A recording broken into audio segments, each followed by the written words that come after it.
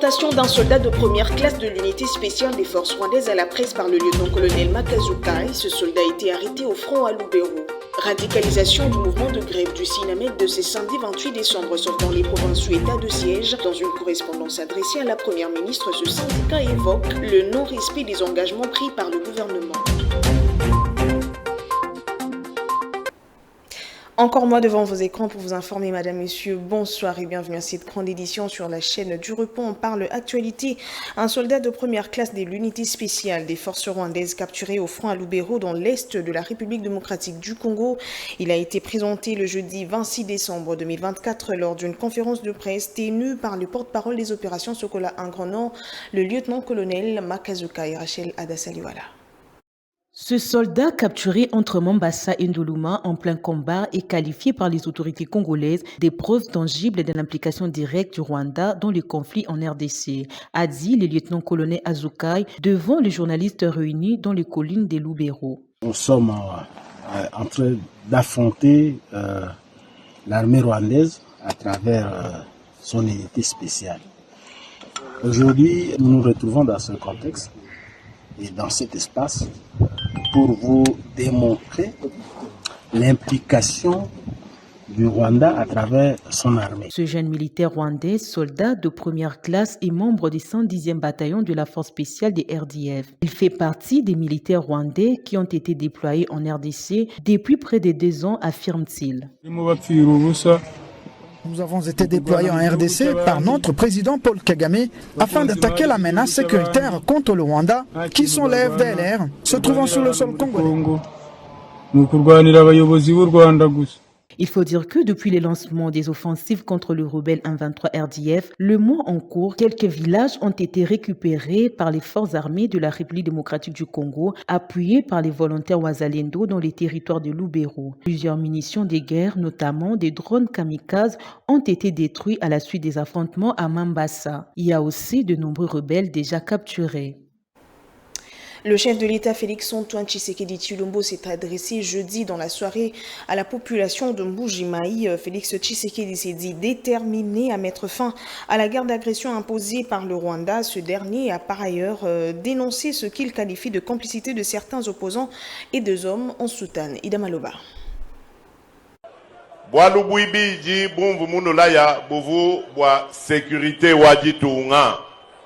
Vous savez que nous sommes victimes d'une guerre d'agression nous imposée par le Rwanda qui ne veut pas que les Congolais vivent en paix. Le souci de tous les ennemis de la RDC est de vouloir piller nos ressources naturelles et balkaniser le pays. J'étais allé à Luanda dans le cadre du processus de paix, mais je savais que le commanditaire de la guerre dans l'Est n'allait pas répondre à ce rendez-vous parce que son intention est de poursuivre la guerre dans l'Est. Il ne peut pas avoir le courage d'accepter de signer un accord de paix. Je fournis tous les efforts possibles pour barrer la route à l'ennemi de notre pays. Mais ce qui m'intrigue, c'est le silence de ceux que vous appelez opposants. Lorsque nos vaillants soldats remportent des victoires, ils ne disent rien. C'est ça la vraie sorcellerie, sans oublier les autres qui sont cachés dans des soutanes que nous avons déjà décelées. Mais nous allons mettre fin à tout leur jeu.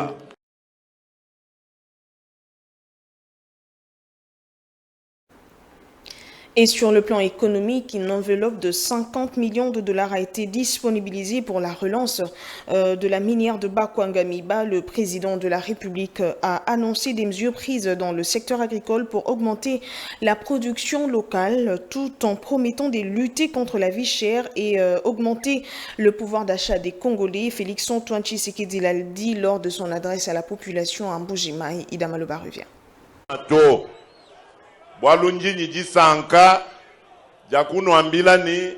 Je suis dans la joie de vous annoncer en ce jour que 50 millions de dollars américains ont été disponibilisés pour relancer la société minière de Bakwanga-Miba. J'avais pris l'engagement d'augmenter le pouvoir d'achat des Congolais en luttant contre la vie chère. Je suis conscient que vous, mes frères, avez beaucoup souffert. Nous avons 2 monnaies ici en RDC, le dollar et le franc congolais. Lorsque le taux de dollar augmente, les prix de biens de première nécessité suivent parce que la production locale est faible. Nous avons pourtant des terres arables où nous pouvons cultiver beaucoup de choses pour combattre la famine. Mais nous sommes trop dans les importations alors que nous avons la capacité de produire localement. Raison pour laquelle j'ai confié une grande mission au gouvernement et particulièrement au ministère de l'Agriculture. Celui-ci doit soutenir les agriculteurs afin d'accroître leur production pour que nous puissions mettre fin à la misère de nos compatriotes. L'électrification du Kasaï oriental n'est plus que question du temps. La mise en service du barrage hydroélectrique de Katende rendra possible cette électrification. 24 MW constitueront la puissance en desserte de ces barrages, y compris les 64 MW de fond à gras. C'est le ministre des Ressources hydrauliques qui a donné cette information au cours du briefing tenu le jeudi 26 décembre 2024 à Mbuji-Mayi. On en parle avec Patrick Issou. Pour ce qui est de la desserte en électricité, le gouvernement prévoit d'ici 24 mois de donner du courant électrique à 24 000 personnes à travers le barrage de Katende qui produira 24 MW, a fait savoir le ministre des Ressources hydrauliques, Teddy Luamba. À côté de son collègue de la communication, Patrick Mouyaya, le ministre des Ressources hydrauliques a ajouté qu'il y aura même, au-delà de 24 MW du barrage de Katende, 64 autres MW issus de partenaires techniques et financiers avec de fonds agréés. Il y a des projets qui sont en corrélation dans la grande région. Il s'agit notamment de la centrale, la relance de la centrale de Katende qui a l'impact sur la grande zone Kasaï. C'est comme nous avions dit, c'est qu'en bout de course, ça sera pratiquement 24 MW qui seront desservis pour le Kasaï oriental avec 24 000 abonnés. Dans 2 ans. Pratiquement 24 mois après le lancement. Ça, c'est un fait. Mais aussi, il faut signifier que nous allons lancer un projet potentiel avec les partenaires techniques et financiers qu'on appelle le fonds agré, qui va prendre dans la zone Kasaï. Ça veut dire qu'il y aura aussi les territoires intégrés de pratiquement 64 MW également. Et dans ces 64 MW, il y a pratiquement 30 MW de solaire qui sera repris aussi dans tous les territoires dans la zone Kasaï orientale. Donc ça, c'est du point de vue projets qui sont en cours et en bout de discussion dont nous allons passer à la phase opérationnelle. Le gouverneur du Kasaï oriental saluera de son côté l'avènement de Félix Tshisekedi à la tête du pays qui a tout changé dans l'espace Grand Kasaï. Avec l'avènement de Félix Antoine Tshisekedi Tshilombo, Mbuji-Mayi est en train de prendre une autre forme. Donc il y a bien d'ouvrages qu'il a réalisés en l'espace de quelques années, c'est-à-dire 5 à 6 ans. Nous avons une voirie urbaine, peut-être vous l'avez vu aussi. Il y a l'aéroport qui est en construction. Donc c'est parmi les œuvres vivantes qui pouvaient aujourd'hui faire déplacer toute la population du Kasaï pour l'accueillir chaleureusement. D'autres questions ayant trait au social de cette province ont été abordées. Le ministre de la Communication et Médias, Patrick Mouyaya, continue avec son nouveau narratif qui produit des résultats sur le terrain. Et restant dans le Kasaï oriental, sachez que cette province est dotée des équipements sanitaires adéquats pour la prise en charge des malades. Le ministre de la Santé l'a relevé à la communauté kassaïenne et à la RDC. Désormais, aucun malade ne fera le déplacement de Kinshasa pour un cancer, un scanner ou une imagerie médicale. C'était au cours du briefing animé à Mbuji-Mayi, bien sûr, le jeudi 26 décembre 2024. Suivez. Encore un autre briefing dans l'espace Grand Kasaï. Cette fois, le ministre de la Communication, Patrick Mouyaya, était en Mbuji-Mayi au Kasaï oriental. À ses côtés, ses collègues de la santé, Roger Kamba, celui des ressources hydrauliques, Teddy Luamba, et le gouverneur du Kasaï oriental, Jean-Paul Mbouébois. La situation socio-économique et sanitaire a constitué l'essentiel de cette communication. Parlant de la santé, le ministre des tutelles a fait remarquer d'énormes progrès réalisés dans le domaine de prise en charge sur place en province. À la Mouya, c'est déjà installé, il y a la mammographie. C'est la première fois. Dans notre pays, de toutes les façons, partout, c'est la première fois que l'État congolais achète l'État congolais. C'est la première fois qu'ils achètent une mammographie.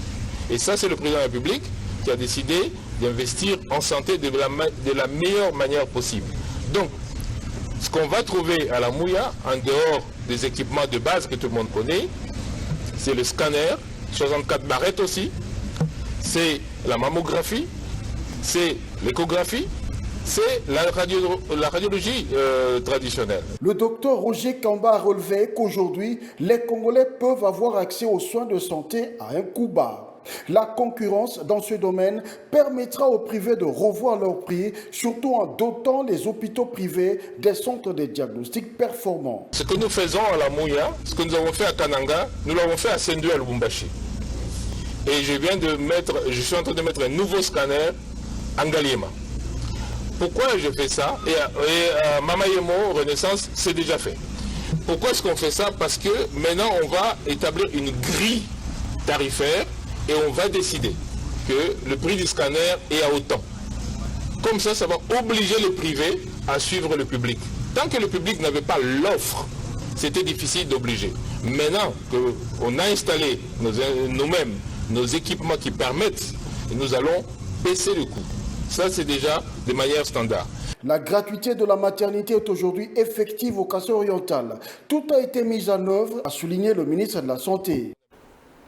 Le SINAMED radicalise son mouvement de grève dès ce samedi 28 décembre 2024 sur toute l'étendue du territoire national, sauf dans les provinces en état de siège. Dans une lettre adressée à la première ministre, ce syndicat des médecins évoque comme raison le non-respect par le gouvernement des engagements pris lors de la rencontre gouvernement banc syndical de la santé à Bibo en octobre dernier. On en parle avec Rachel Mavitidi. La décision du SINAMED de radicaliser la grève sur toute l'étendue de la République entre en vigueur ce samedi 28 décembre. Et pourquoi cette radicalisation? Les docteurs Philippe Akanzi de l'ONG Sauvons la corporation médicale et médecins du secteur public expliquent. Au début du mois d'octobre dernier, c'est-à-dire 2024, les médecins avec les gouvernements s'étaient retrouvés, à travers les syndicats bien sûr, s'étaient retrouvés à Bibois. Dans les assises. Et après ces assises, il y a eu un acte d'engagement qui a été signé entre le gouvernement et les banques syndicales du secteur de la santé. Alors, dans ces engagements, ce que nous pouvons rapidement rappeler ici, c'est que le gouvernement s'était engagé à payer les indemnités de transport et de logement. Et il s'était aussi engagé à faire les réajustements de la montée en grade pour les médecins et puis à faire un alignement de 1000 médecins. Alors, il s'est avéré que depuis lors, ces engagements-là n'ont pas été pris en compte. Voilà pourquoi les syndicats, parce que je vous rappelle que la grève pour les médecins n'a pas été suspendue, moins encore levée. Ils étaient toujours en service minimum. Pour voir un peu si le gouvernement pourra réagir à l'air déshydratat par temps des engagements pris à Bibo. Alors, tellement que ça traîne, tellement que le gouvernement n'a pas respecté les engagements pris, voilà pourquoi ils ont décidé de radicaliser la grève sur toute l'étendue de la République, sauf les provinces en état de siège. À noter que cette décision ne concerne que le SINAMED. Les autres syndicats des médecins, notamment le SILIMED, le SIPUMECO et le SIMECO, ne se sont pas encore prononcés quant à ce. Les travaux de réhabilitation de certaines routes de Kinshasa évoluent normalement. La première ministre a inspecté la plupart de ces routes. Le constat est que certains chantiers qui s'étaient arrêtés en repris s'étaient au cours de la tournée effectuée le jeudi 26 décembre 2024 sous la pluie battante. Regardez. Sous la pluie, la première ministre ne s'est pas empêchée de laisser son bureau et descendre sur le terrain. En compagnie du gouverneur et du président de l'Assemblée provinciale de Kinshasa, Judith Soumino a inspecté la voirie urbaine. Tout a commencé par la route Kolumba qui relie les communes de Massina et Limete. Le constat est que les travaux ont repris. Ensuite, Judith Soumino a inspecté les travaux de bétonnage sur la route poids lourd. L'optimisme est envisageable. Ensemble avec la ville, on va pouvoir faire le travail de manière correcte parce qu'on a commencé, c'est déjà un début et on va devoir poursuivre que le travail s'achève. Moi, ce qui m'intéresse aujourd'hui, c'est pas seulement de voir les travaux qui ont commencé, mais c'est de voir comment ils vont s'achever. Je pense que c'est ça le plus important. Les communes de Bandalungwa, Barumbu, Gombe, Kasavubu et Kinshasa l'ont également été. Sur Kabambare et Dima, la chef du gouvernement a été obligée de marcher dans la boue et même des flaques d'eau jonchant l'avenue Dima. Le calvaire des commerçants a eu un écho favorable auprès de la première ministre. On a été au marché, vous vous rendez compte que si c'est toutes ces mamans et ces papas qui vendent là-bas ont perdu de la clientèle aujourd'hui, si la route est refaite, les gens vont repartir au marché et donc tous ces gens qui vendent, etc., pourront recommencer à vendre de manière correcte. Donc c'est tout ça, ça permettra d'améliorer le quotidien des Congolais. Judith Soumino et David, avec le travail qui se fait actuellement, les embouteillages seront réduits sensiblement. On a vu avec les embouteillages aujourd'hui, le fait qu'on n'ait pas toutes les voies secondaires qui ont démarré en termes de réhabilitation fait que le désengorgement n'arrive pas à se faire de manière convenable.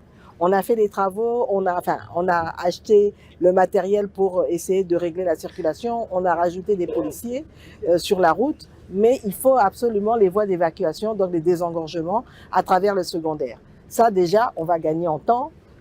Le temps, c'est de l'argent, bien sûr, donc la population va pouvoir se retrouver. La population quinoise a salué cette visite d'inspection effectuée par la première ministre, surtout sous une pluie battante dans la ville de Kinshasa. Lors d'une interview accordée à la chaîne de télévision KTO, l'archevêque de Lubumbashi et président de la SANCO pense qu'au vu de ce qui s'est passé en République démocratique du Congo en général et à Lubumbashi en particulier, l'heure n'est pas au changement de la Constitution. Monseigneur Fulgence Muteba a aussi évoqué la question sécuritaire dans la ville louchoise. Suivez. L'heure n'est pas au changement de la Constitution car il ne faut pas jouer avec le feu, prévient l'archevêque de Lubumbashi lors d'une interview accordée à la chaîne de télévision KTO. Et c'est compte tenu de toutes ces réalités que nous nous sommes dit, est-ce vraiment le moment d'oser une initiative de changement de la Constitution? Voilà, ça c'est une preuve qui montre qu'il ne faut pas jouer avec le feu. Monseigneur Fulgence Muteba évoque la question de l'insécurité qui bat son plein à Lubumbashi, où même l'Église n'est pas épargnée. Nous sommes vraiment confrontés à ce problème d'insécurité. Et figurez-vous, si nous, l'Église, qui sommes qu'un dans la société, nous sommes attaqués de cette manière, que dire, n'est-ce pas, de simples citoyens? Il faut dire que depuis un moment, l'on constate un bras de fer entre le gouvernement congolais et les hommes en soutane. Et en international, pour terminer, le secrétaire général de l'ONU, Antonio Guterres, a condamné jeudi l'escalade de tensions entre les rebelles au Yémen et Israël, ce après une série de frappes israéliennes ayant ciblé un aéroport, une centrale hydroélectrique et de port de la mer Rouge et d'Amaloba. Lors d'un point de presse, la porte-parole associée du secrétaire général de l'ONU a exprimé l'indignation de Antonio Guterres de suite à l'escalade des tensions. Le secrétaire général condamne les affrontements entre le Yémen et Israël. Les frappes aériennes auraient fait de nombreuses victimes, dont au moins 3 personnes tuées et des dizaines d'autres blessées. Un membre de l'équipage du service aérien humanitaire des Nations Unies a également été blessé lorsque l'aéroport a été touché. Une délégation de haut niveau de l'ONU dirigée par le directeur général de l'Organisation mondiale de la santé, le Dr Tedros, se trouvait à l'aéroport au moment des frappes.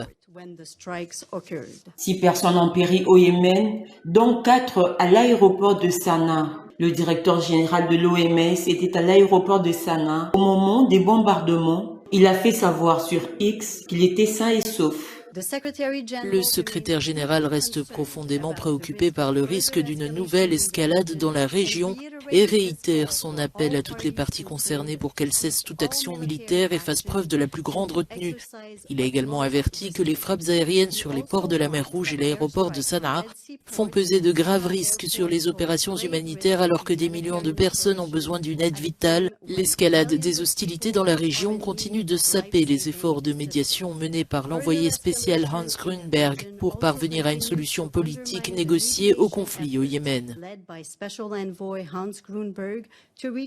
Le vice-ministre des Transports dans l'administration rebelle a précisé dans une conférence de presse que les vols avaient repris ce vendredi à 10h à l'aéroport de Sanaa. Place à présent au rappel de grands titres. Présentation d'un soldat de première classe de l'unité spéciale des forces rwandaises à la presse par le lieutenant-colonel Makazukai. Ce soldat a été arrêté au front à Lubero. Radicalisation du mouvement de grève du Sinamed de ce samedi 28 décembre, sauf dans les provinces sous état de siège. Dans une correspondance adressée à la première ministre, ce syndicat évoque le non-respect des engagements pris par le gouvernement.